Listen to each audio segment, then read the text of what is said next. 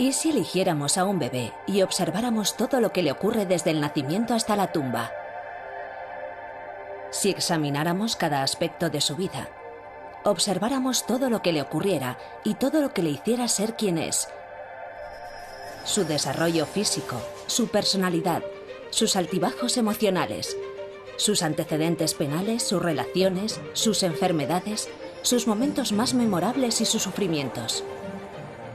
Luego imagine si hiciéramos eso con una ciudad entera. Tal vez podríamos descubrir lo que en realidad nos hace ser quienes somos. Ese experimento ya ha comenzado. En 1972, la Facultad de Medicina de Dunedin emprendió la prueba definitiva de la naturaleza contra la crianza. Decidieron estudiar a los niños nacidos en la ciudad aquel año y seguirlos durante toda la vida. Durante 40 años, los científicos han sondeado cada recoveco de su existencia, su historial médico, su personalidad, sus genes, su vida privada, éxitos, fracasos, todo ello. Contar las gotas sería tan difícil como contar aquellas que llegan a la orilla del mar. El experimento se llama Estudio Dunedin y sus sujetos son ahora las 1000 personas más estudiadas del mundo y la mayor fuente de información de lo que de verdad nos hace quienes somos. Predice mi futuro, la ciencia de nosotros. Primero los machacas y luego consigues lo que quieres. Los he apuñalado varias veces. Los he golpeado con martillos, pegado con palos de madera, los he pateado, los he dejado tirados en un charco de sangre. Y entonces te pones a pensar que si van a llamar a la policía, ¿debo matar a este tío o le sigo pegando sin parar para que no pueda hablar? Malcolm Cook tiene un largo historial de delitos violentos. Ha pasado tiempo en la cárcel por una serie de delitos brutales, incluidos atraco a mano armada y allanamiento de morada. Muchas personas infringen la ley, pero pocas son tan violentas como Malcolm. De hecho, solo el 5% de los hombres en cualquier país es responsable del 60% de todos los delitos violentos. Pero ¿por qué es Malcolm tan diferente del resto de la sociedad? ¿Es esto una elección o hay algo que le induce a ser así? El estudio Dunedin tiene respuestas y todo se reduce a una mala combinación. Cuando los genes se mezclan con el ambiente inadecuado. De una manera u otra, los delitos violentos nos afectan a todos. El daño provocado por la conducta antisocial impacta no solo al individuo y a aquellos más cerca de él, sino más extensamente. Estas son las personas que nos preocupan a todos. Son las que intimidan, roban, atracan, provocan violencia. Y no es solo el daño físico. Las personas violentas cuestan a la sociedad enormes cantidades de dinero para tratar a las víctimas, el tiempo policial y en la prisión y los sistemas judiciales. Una conducta antisocial es un problema en todos los aspectos. ¿Y qué hace que un niño pequeño sea de adulto un delincuente violento? ¿Eran malos desde el principio? ¿O es su crianza? ¿Cualquier niño puede terminar como Malcolm?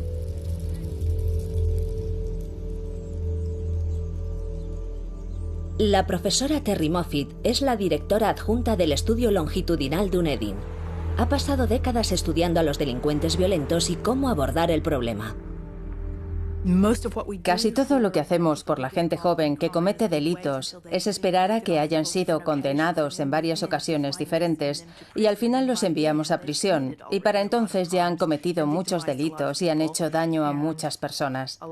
Y muchos esfuerzos para rehabilitarlos, estando ya en prisión, han demostrado no ser muy efectivos. Si la rehabilitación y la cárcel no funcionan, ¿podemos prevenir que los niños se conviertan en personas violentas o en delincuentes? Después de observar 1000 vidas en detalle, el estudio Dunedin estaba en una posición perfecta para averiguarlo. No eran los primeros que lo intentaban. En 1775, Johann Lavater publicó Ensayos de fisionomía. Un hombre malvado caminaba con un rictus obstinado en la boca. Lavater creía que el carácter moral de un hombre se expresaba en su apariencia física. Concebía maldades continuamente, buscaba la discordia. Basándose en esta idea, 200 años más tarde, Sir Francis Galton concibió un plan para identificar a futuros delincuentes creando retratos tipo de delincuentes conocidos. El sistema falló estrepitosamente, pero otra idea de Galton, usar las huellas dactilares para atrapar a los delincuentes, tuvo un enorme éxito. Al entrar en el siglo XX, el asunto se había convertido en una discusión sobre la herencia contra el ambiente. ¿Los delincuentes violentos nacen así o se crean durante su crianza? El estudio Dunedin se dispuso a hallar una respuesta. Pudimos retroceder en el estudio Dunedin, estudiar los datos que habían sido recopilados y preguntar ¿a qué edad crees que se puede predecir que alguien se pasará la vida delinquiendo? El estudio comparó el historial infantil de todos los miembros con su comportamiento de adultos. ¿Problemas graves en sus relaciones de amistad? ¿Cuántas veces ha llevado un arma oculta? ¿Ha herido de alguna manera a algún miembro de su familia? ¿Y amenazar a alguien para obligarle a tener sexo con usted? Los investigadores detectaron una tendencia. Casi todos los adultos violentos tenían algo similar en su crianza. Lo que todos tenían en común era una historia de maltrato y negligencia antes de cumplir los 11 años. Los niños maltratados tenían muchas más probabilidades de convertirse en delincuentes violentos, pero no es una pauta definitiva. Muchos niños maltratados al crecer se convierten en miembros perfectamente normales de la sociedad. Pueden estar deprimidos y puede que beban demasiado, pero tienden a no tener nada que ver con la violencia y algunos de ellos tienen mucho éxito. Poseen su propio negocio, tienen relaciones cálidas y afectuosas con sus esposas e hijos. Así que tenía que haber otra cosa, quizá algo dentro de ellos, y eso nos impulsó a buscar un gen. En el estudio Dunedin decidieron analizar los genes de los sujetos de pruebas. En el año 2003, el estudio estableció aquí un laboratorio genético, en la Universidad Duke de Carolina del Norte. La información genética la contrastaron con la enormidad de datos históricos que ya tenían archivados. Esto lo han enviado desde Dunedin congelado. Sí, llegaron congelados y tardaron unas 24 horas en llegar. Sin embargo, como los seres humanos tienen decenas de miles de genes, los investigadores tuvieron que decidir por adelantado en qué genes concentrarse. La ayuda llegó cuando una mujer holandesa entró en una comisaría de policía con un problema que hacía peligrar su vida: los hombres de su familia. Muchos, incluido su hijo, eran excesivamente violentos y agresivos. Un familiar intentó atropellar a su jefe con un coche. 2 eran pirómanos. Otro intentó violar a su hermana a punta de navaja y más tarde apuñaló a un guardia de la prisión en el pecho con una horca. Cuando buscó en el árbol genealógico, encontró que contenía una larga línea de hombres excepcionalmente violentos. Las pruebas genéticas revelaron que todos los hombres tenían una variante de un gen común llamado MAOA. Era la pista que los investigadores de Dunedin habían estado buscando. En ese momento, volvimos a nuestro banco de ADN y buscamos esa variante del gen MAOA entre los miembros de nuestro estudio. La variante del gen MAOA en los hombres holandeses significaba que con una pequeña provocación se sentían fácilmente frustrados y muy agresivos, que es un comportamiento común en los delincuentes violentos. A veces empieza cuando voy a recaudar el dinero de la gente que no paga las facturas o cualquier cosa. Llamo a la puerta, lo intento de la manera normal, hablo, pero nunca funciona. Así que les golpeo directamente en la cabeza, los arrastro dentro y les quito lo que deben y más. Todo lo que tengan. ¿El gen MAOA podría ser el responsable de la violencia criminal? El estudio Dunedin estaba a punto de averiguarlo.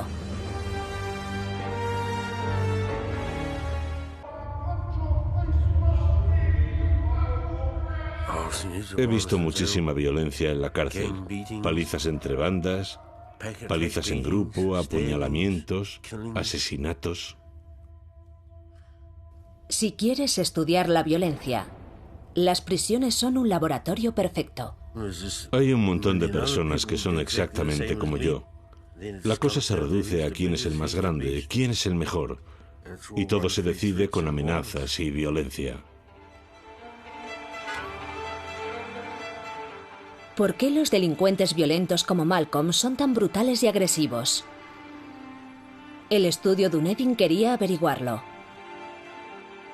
La primera pista llegó de una familia violenta que tenía una variante del gen MAOA. El gen se encuentra en todos los seres humanos y regula las hormonas que afectan el humor, la conducta y nuestra respuesta al estrés.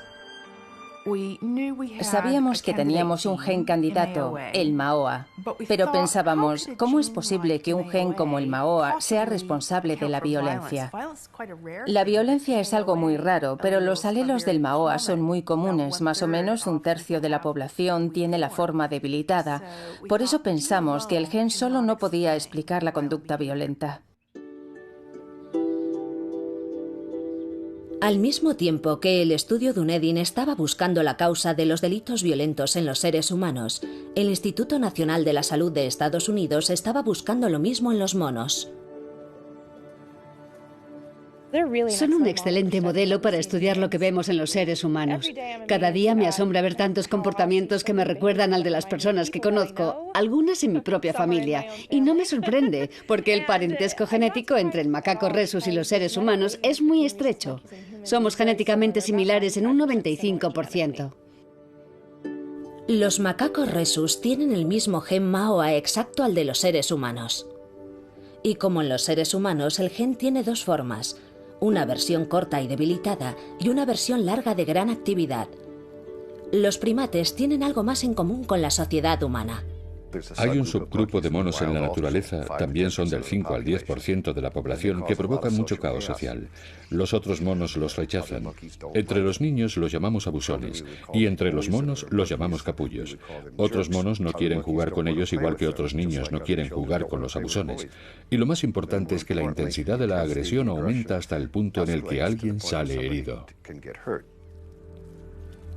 El comportamiento de estos monos delincuentes es extraordinariamente similar al de los delincuentes humanos violentos.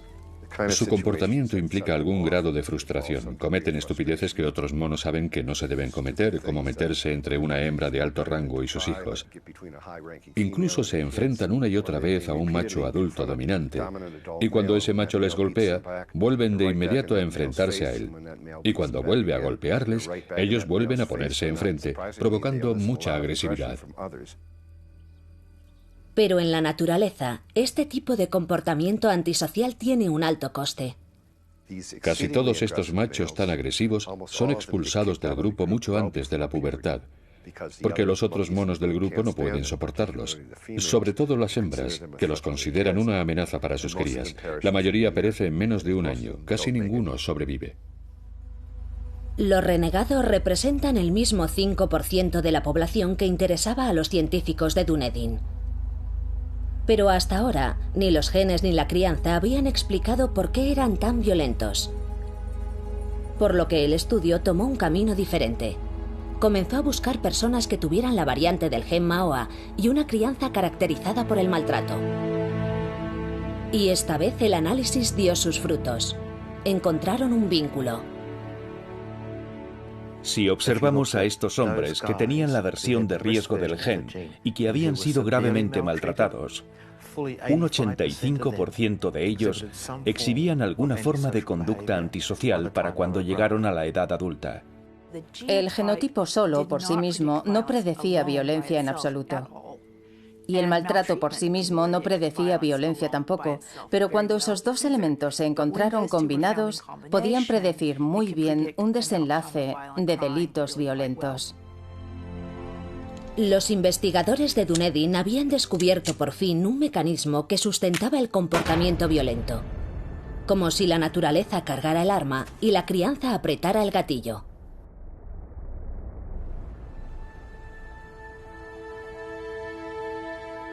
Malcolm Cook no forma parte del estudio, pero su infancia fue dañada por terribles maltratos y negligencia.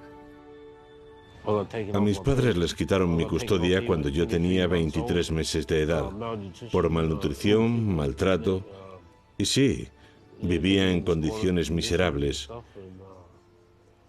Y ellos consumían alcohol y drogas. Recuerdo una vez que me encadenaron a un árbol. Tenía una cadena alrededor del cuello con un candado. Me quitaron la ropa y me dieron patadas con botas con las punteras de metal. Poco después de que el estudio Dunedin publicara sus hallazgos, el Instituto Nacional de Salud de Estados Unidos descubrió el mismo proceso exacto en los macacos. Es difícil distinguir las gráficas de estos dos estudios. Es algo extraordinario. Los mismos genes, el mismo patrón de hallazgos, la misma relación entre las distintas experiencias sociales tempranas con las consecuencias a largo plazo que se ven en la edad adulta. Pero, ¿qué le ocurre a alguien con el gen problemático que crece en un buen ambiente? El profesor James Fallon es un neurocientífico de la Universidad de California. Estudia la actividad en las partes del cerebro afectadas por el gen MAOA. Al principio de los años 90, los colaboradores me pidieron que echara un vistazo a los escáneres de las distintas tomografías computerizadas de las personas que estaban en la fase previa de un juicio por homicidio. Y cuando descubrí que podía ver quiénes eran los asesinos, empecé a interesarme mucho por esto. El estudio de Fallon de la mente criminal dio un giro interesante cuando decidió escanear su propio cerebro. Resulta que mi tomografía era igual que la de todos los asesinos que había estado estudiando. La corteza orbital desactivada, el lóbulo temporal desactivado, el mismo patrón exacto. En esta persona en particular podemos ver que ambas zonas del cerebro, la cognitiva y esta más emocional, están activadas. Y lo mismo aquí. Esta es una respuesta normal. Pero si observamos esta corteza orbital, esta pertenece a alguien que no está usando sus emociones en absoluto. Está todo azul, casi no hay actividad. Y este es un patrón patológico. Pues resulta que estas dos son de personas de mi familia, entre otros miembros, que son normales. Y esta es la mía. Esto es un poco perturbador. Downtown avanza y pasa a desafiar al segundo. ¿Harry? ¡Vamos! Las pruebas genéticas revelaron que Fallon tiene la versión corta o violenta del gen MAOA. Pero Fallon no es un delincuente violento. Es un profesor universitario de éxito y un padre de familia. Capto la broma, porque es lo que he estado estudiando y me hizo pensar. Tengo unos genes terribles en lo que respecta al comportamiento y además mi patrón cerebral parece el de alguien que debería ser impulsivo y agresivo, una persona violenta. Si observas esas dos cosas, dirías que este hombre es alguien que está en la cárcel o a punto de entrar en ella. La investigación reveló otra sorpresa para Fallon. Había 7 asesinos convictos en el árbol genealógico de su padre. Bien, se acabó la fiesta. Ahora estas señales empezaron a acumularse y se convirtió en algo personal. Tuve que tragarme mis palabras, ya que siempre había pensado que la genética era determinante, que el 80% de quienes somos lo dictaminan los genes. Y tuve que retractarme. James, ¿tienes esta palabra? Ese tercer elemento que falta fue que me criaron muy bien, sin maltrato de ninguna clase. Así que tengo no solo que agradecer a mi madre por mi crianza, sino también admitir ante mis colegas que estaba equivocado, que había infravalorado el papel del ambiente y su interacción con los genes. El 30% de la población tiene la versión de riesgo del gen MAOA, pero la abrumadora mayoría no son personas violentas. Si observas cualquier centro comercial, 1/3 de las personas tiene el genotipo MAOA de baja actividad y está paseando por allí haciendo sus compras navideñas y sin participar en ningún acto de violencia en absoluto. Así que son las circunstancias ambientales muy especiales las que permiten que el genotipo de riesgo se exprese en términos de conducta criminal.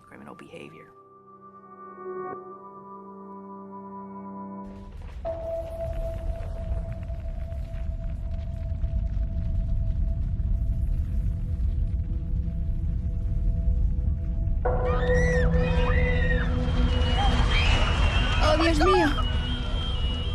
12:51 de la noche. El 22 de febrero del año 2011, un enorme terremoto destruye la ciudad de Christchurch. En cuestión de minutos, las vidas se vuelven del revés. La gente pierde sus casas, sus negocios, sus trabajos y a sus seres queridos. La catástrofe causó un enorme estrés a toda la comunidad. No todos soportarán igual de bien esa presión. Algunas personas serán capaces de reconstruir su vida, otras no podrán afrontarlo. ¿Pero por qué? ¿Y es posible predecir quién quedará afectado de manera permanente y quién se recuperará? Todos experimentamos estrés en la vida, forma parte del ser humano. Pero ¿por qué hay algunas personas que experimentan este estrés y sucumben mientras que otras no? La depresión es una respuesta normal ante circunstancias difíciles. Sin embargo, algunas personas no se recuperan. Continúan desarrollando una profunda y duradera depresión clínica. Casi 1 de cada 5 personas experimentará un episodio grave de depresión clínica durante su vida, y la Organización Mundial de la Salud cree que se convertirá en la principal causa de discapacidad en todo el mundo dentro de 10 años. Esto es diferente de estar un poco decaído. Es muy doloroso hasta el punto en que no puedes hacer las cosas que haces normalmente. No puedes concentrarte. A veces ni siquiera puedes salir de la cama por la mañana. Pierdes todo el placer, la pasión, la fuerza vital. Las personas que han estado deprimidas clínicamente hablan de que es una de las experiencias más perturbadoras y desagradables que han tenido la desgracia de sufrir. Y el coste no es solo psicológico. Se calcula que la depresión es responsable de 19.000 millones de dólares en pérdida de productividad solo en Estados Unidos. ¿Alguna enfermedad grave o accidente de un miembro cercano de la familia? Sí.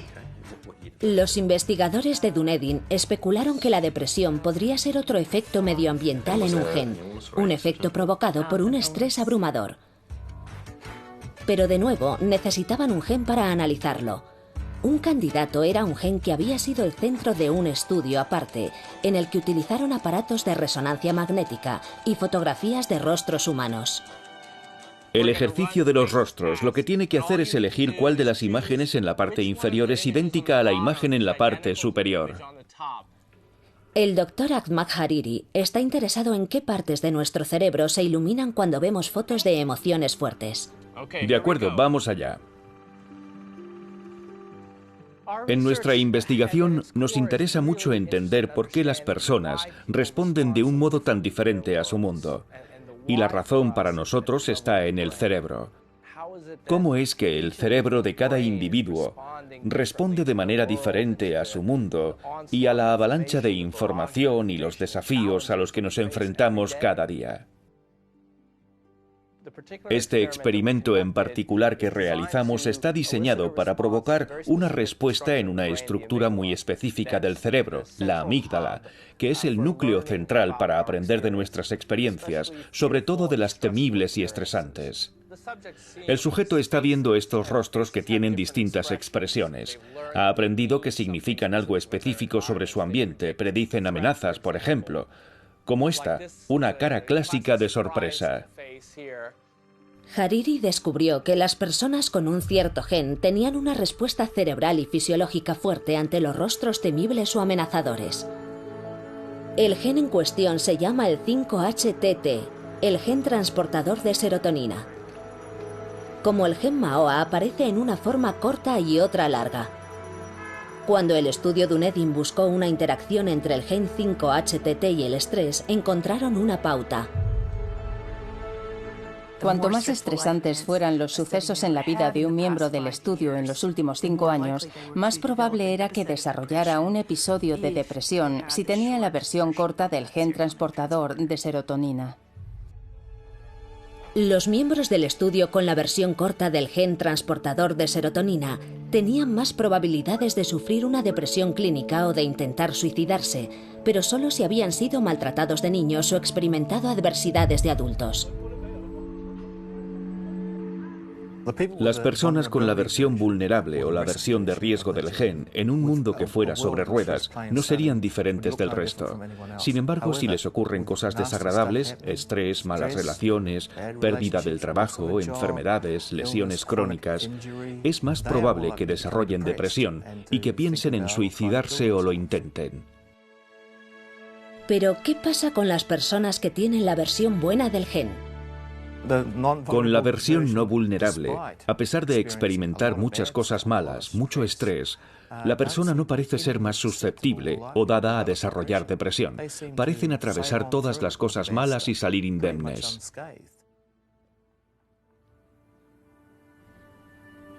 De vuelta en Virginia, el Instituto Nacional de la Salud encontró una interacción idéntica en los macacos.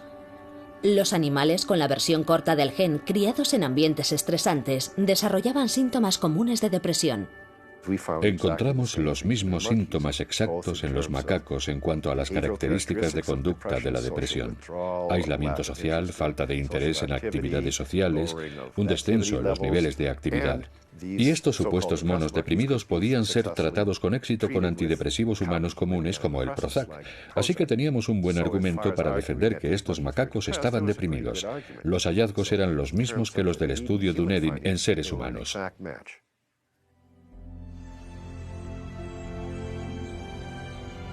La publicación de los resultados de Dunedin sobre la depresión fue considerada uno de los avances científicos más importantes del año, y el artículo continúa siendo uno de los trabajos científicos publicados más citados.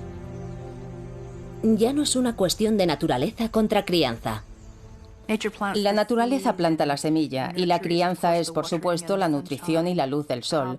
Cómo resulte la planta depende no solo de lo que aporta la semilla para empezar, sino de lo que hay en el ambiente que la rodea mientras está creciendo.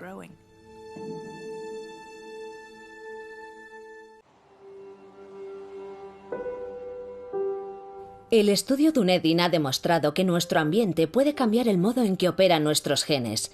Los genes no necesariamente tienen resultados fijos, pueden ser activados o movilizados por sucesos en la vida de las personas. Los investigadores de Dunedin sospecharon que este podría ser un mecanismo común en la naturaleza, y comenzaron a buscar otros genes que pudieran ser activados por el estilo de vida de una persona.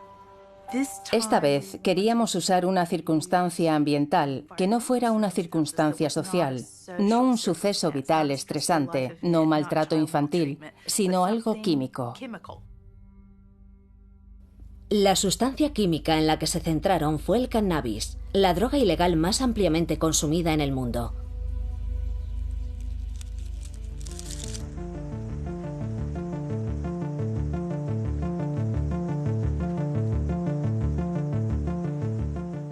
Soy una persona muy amable, pero me gusta pelear. Por ello está bien ir a un lugar especial donde puedas entrenarte. Sí, me gusta pintar, me gusta escribir. La poesía está bien. Un poco de rap. Chris McMurray es un típico chico de 25 años de edad que, como millones de jóvenes, empezó a experimentar con cannabis en sus años de adolescencia. Fumábamos un poco cada 2 o 3 días entre amigos. Y luego empecé a comprar más. Y sí, era un consumidor frecuente. Todos nos divertíamos y, poco a poco, pequeñas obsesiones se hicieron más grandes. Chris tenía 17 años cuando una noche que mezcló cannabis y anfetaminas dio un giro inesperado y desagradable. Había tomado muchas anfetaminas, mucha hierba, y estuve despierto durante unas 4 o 5 noches. Y al final me atrapó. Fue como ser barrido por el viento.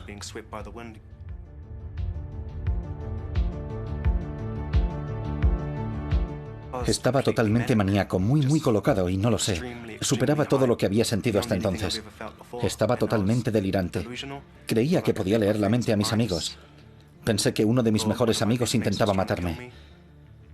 Y entonces pasó un coche blanco y luego uno azul. Luego un coche blanco y luego uno azul. Eran los mismos coches, repitiéndose una y otra vez. Y todo eso me hizo perder el control. A Chris le diagnosticaron psicosis inducida por drogas. Tardé 3 días en comprender que estaba en un hospital. Estaba en cuidados intensivos, miré a la pared y ponía ala de salud mental para jóvenes. Y le dije a la persona que estaba a mi lado, ¿esto es un ala de salud mental? Me contestó, sí. Por desgracia, los síntomas de Chris no desaparecieron. 8 años después, continúa sufriendo de esquizofrenia. Como norma, una persona de cada 100 sufre de esquizofrenia. Sin embargo, un 10% de los miembros del estudio que consumían cannabis de manera regular de adolescentes desarrollaron la enfermedad. Esto es 10 veces el índice esperado. Los investigadores de Dunedin sospecharon que algo más estaba interactuando con la droga que la volvía especialmente problemática para los jóvenes consumidores.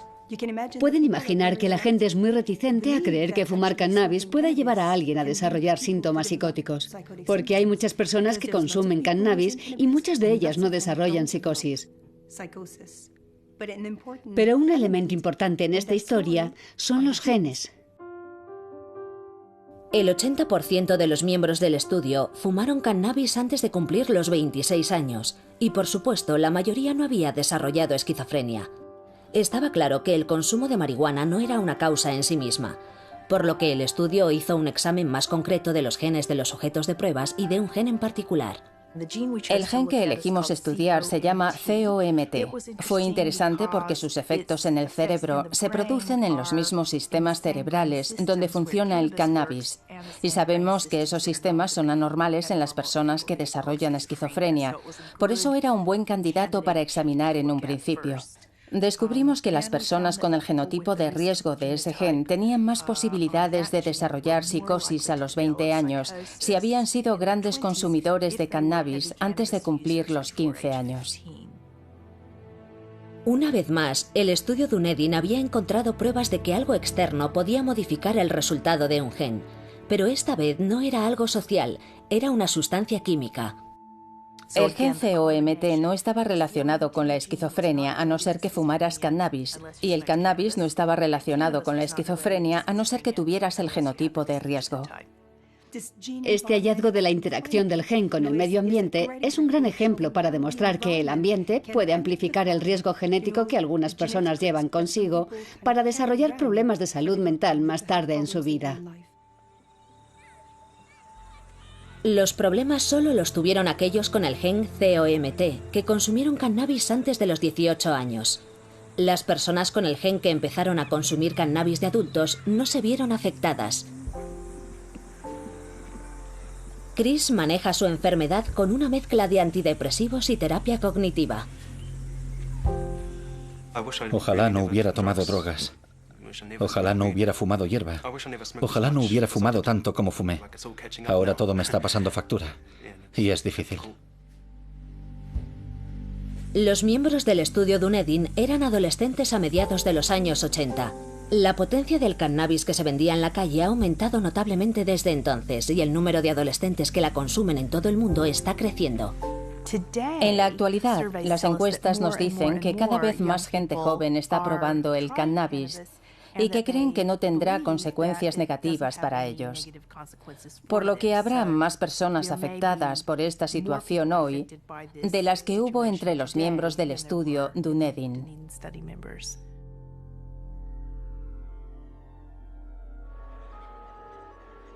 La investigación de Dunedin reveló otra cosa inesperada.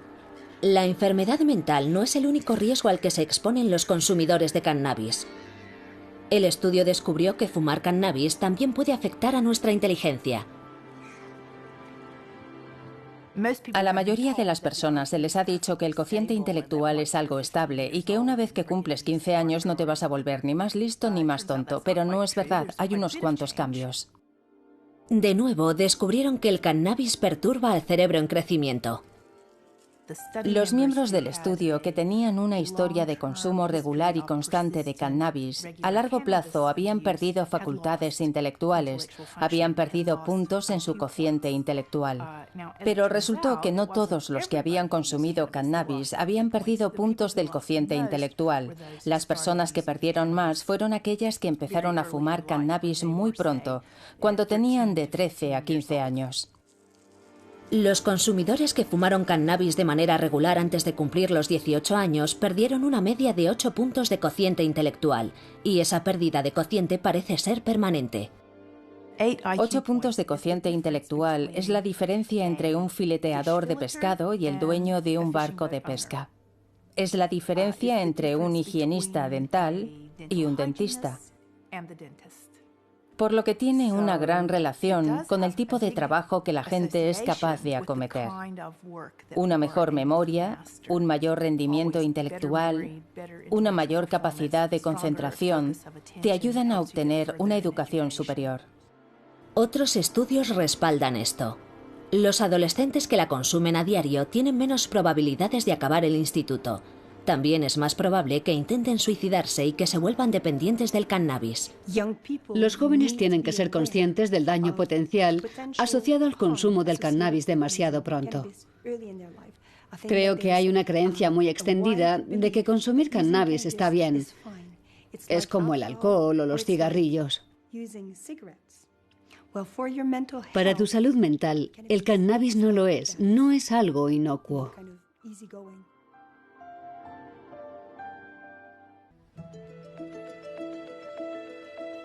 El estudio Dunedin había descubierto un mecanismo que vincula genes de riesgo con acontecimientos vitales que cambian el resultado de esos genes a peor. Pero podría no ser tan sencillo. No son necesariamente genes malos los que causan la depresión o una conducta violenta. También podrían tener una función positiva. Es verdad que algunas personas, debido a ciertos caracteres genéticos, son más susceptibles a los efectos negativos de la adversidad. Pero es fascinante y muy curioso que esos mismos genes den a esas personas más probabilidades de beneficiarse del apoyo y enriquecimiento del medio ambiente. En otras palabras, también son maleables en el aspecto positivo. Los mismos genes exactos que parecen hacer vulnerables a las personas las convierten en afortunadas cuando las cosas van bien, porque esas personas son las que más se benefician de ellos.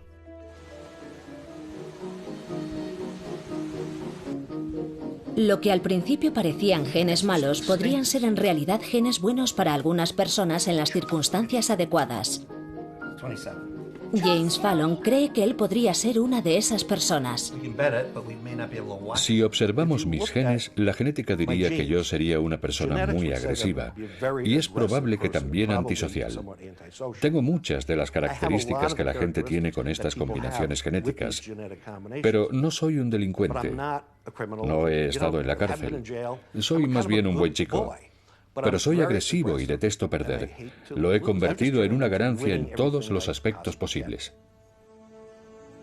¿Y cómo sería la vida de Malcolm Cook si su infancia no hubiese estado determinada por la negligencia y el maltrato? No aprendió a leer hasta que estuvo en la cárcel. Iba al juzgado y les oía decir grandes palabras y todas esas cosas, y yo no entendía nada de lo que estaban diciendo. Y empecé a hacer palabras cruzadas. Y después de estudiar mucho, diccionarios y todo, aprendí muchas palabras y me dije, eso es lo que están diciendo. Y durante todo ese tiempo yo me decía, no me importa, pero si hubiera sabido lo que estaban diciendo, claro que me habría importado.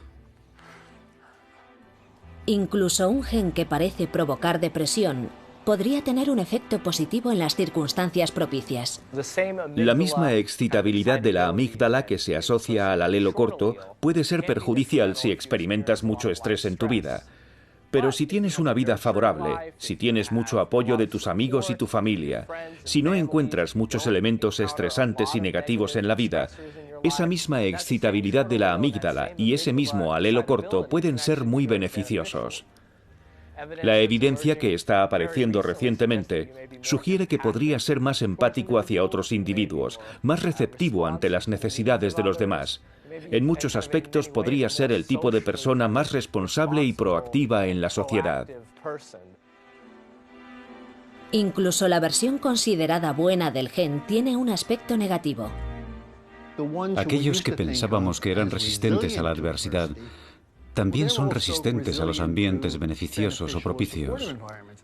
Esto me dice que las personas llamadas resistentes que no sucumben a la adversidad no son maleables, no son susceptibles, son quienes son, casi sin importar lo que pase. ¿Por qué la naturaleza nos hace a algunos de nosotros sensibles a lo que nos ocurre y a otros no? Siempre hay un pro y un contra, nunca es uno o el otro. Y esto es algo que, de nuevo, esta especialidad está empezando a valorar cada vez más y estamos reformulando nuestro enfoque del estudio de las variaciones genéticas comunes. Tener dos versiones de un gen disponible en una población significa que siempre habrá alguien adaptado al medio ambiente sin importar las circunstancias. Hay una gran parte de la población, los llamados niños diente de león, que van a prosperar en cualquier ambiente. Pero luego tenemos a los niños orquídea, que son muy sensibles a los ambientes adversos y se marchitarán. Pero en un ambiente muy bueno y propicio serán los que más florezcan y prosperen y terminarán en lo más alto. Diversificas tus inversiones y cubres los riesgos, y con el tiempo eso da los mejores resultados, nos dice la teoría financiera. Pues la teoría biológica darwiniana está diciéndonos lo mismo.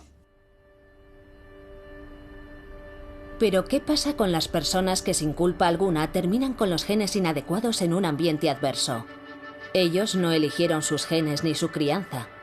¿Podrían los abogados defensores arguir que sus clientes están predispuestos genéticamente a una conducta violenta para disminuir su grado de culpa? Su señoría, mi cliente tiene la versión mala del gen y una crianza terrible y sé que cometió ese crimen horrible y abyecto, pero por favor, trátelo bien porque estaba predispuesto. No me tranquiliza saber que no pudo evitarlo. De hecho, es el tipo de persona que más miedo me da. Podemos imaginar a algunos jurados pensar que el acusado no pudo evitar su delito porque estaba genéticamente predispuesto y por lo tanto deberíamos ser benévolos. Otros pensarían que si eso es cierto, es más probable que vuelva a delinquir, por lo que se debería dictar una sentencia más larga para impedir que haga más daño. Así que, si yo fuera su abogado, me parecería un asunto muy arriesgado hablar de su genotipo en el juzgado. La nueva información sobre nuestra estructura genética plantea problemas en potencia para todos.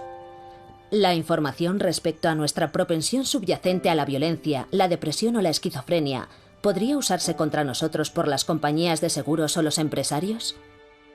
Si eres un empresario y sabes que una persona tiene una versión de riesgo del gen de la serotonina y otra persona no, ¿a quién vas a elegir dar el trabajo?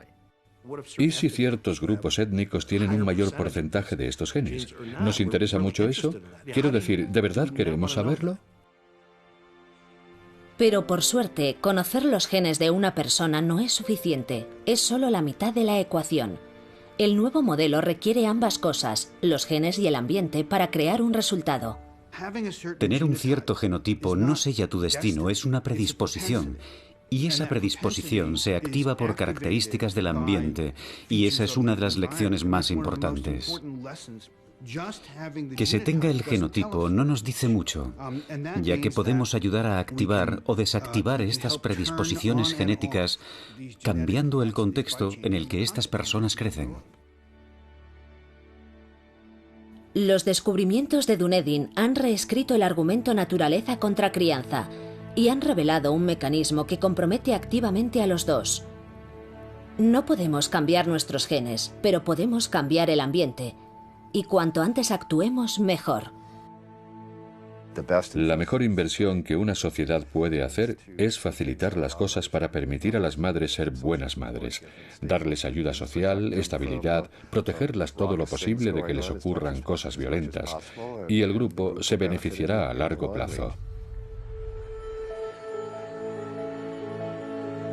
Los investigadores de Dunedin creen que este mecanismo de naturaleza vía crianza es común. Si este es el caso, entonces es posible que todos tengamos algunos genes con probables resultados negativos. Pero la lección está clara. No importa qué genes tengamos, una crianza positiva nos beneficiará a todos. Y una infancia segura y feliz es la mejor base para una vida plena.